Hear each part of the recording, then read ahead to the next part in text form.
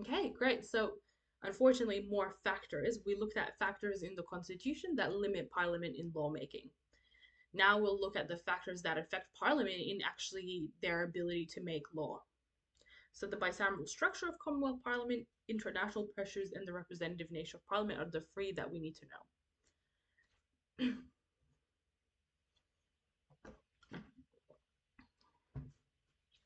So the bicameral structure, we said bicameral, bi is two, so bi meaning two houses, okay? So to define this concept, this refers to a structure of parliament that consists of two houses of parliament, the lower house and the upper house. So we said that this is technically enshrined in the constitution only at federal level. This means that there is one state, Queensland, that does not follow the bicameral structure and just has one house. But all of our other state and Commonwealth parliaments do abide by the bicameral structure. So it is actually really easy to remember because under Section 1, the very first section of the Australian Constitution, it is outlined that there must be two houses within Commonwealth Parliament. We can see that section here. Legislative power. The legislative power of the Commonwealth shall be vested in a federal parliament which shall consist of the Queen, a Senate, and a House of Representatives, and which is hereinafter called the Parliament of the Commonwealth.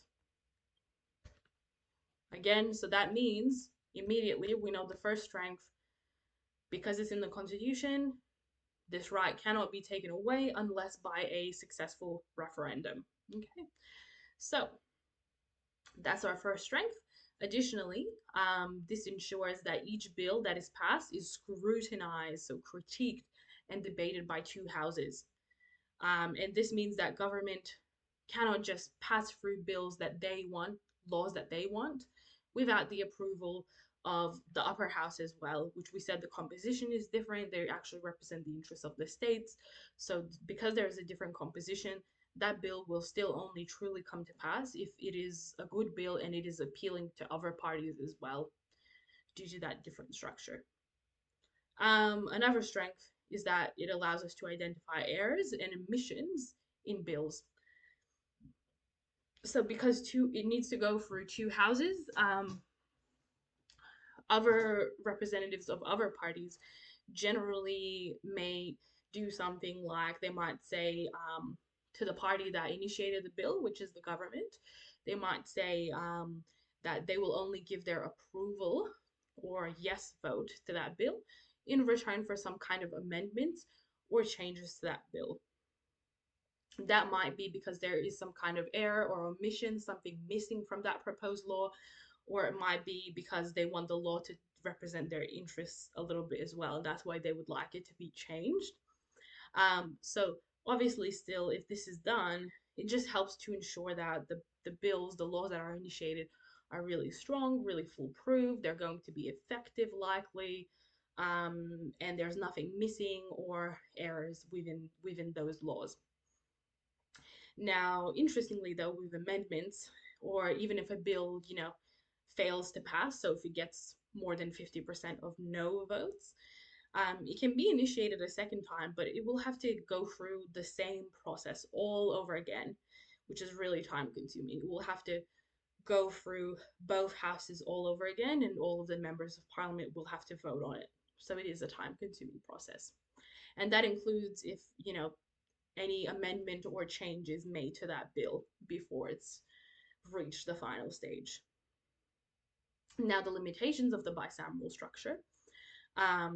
So obviously the structure is not entrenched for Victorian or other state parliaments. We said Queensland does not follow the bicameral structure, for example, and they just have a single house. Another problem is that the lower house is controlled by government, so the majority of seats are held by one party, and therefore laws will generally only be passed through the lower house if they are initiated by the government party or they're supported by the government party. So this is really problematic because that basically means any laws that are not those initiated by the government or not approved by the government, so initiated by another party, but they're still beneficial laws, they likely won't get approved through the lower house and will fail because we said bills need to pass through both houses. Another limitation is if we have a rubber stamp Senate.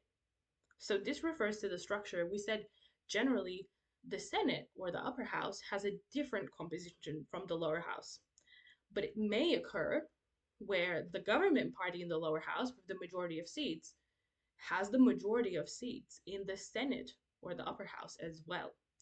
And this is the circumstances under which the upper house is referred to as a rubber stamp. Um, that name is really telling. So that means just think about the composition. If both houses, the majority of seats are held by the same party, that means they can pass any laws they would like.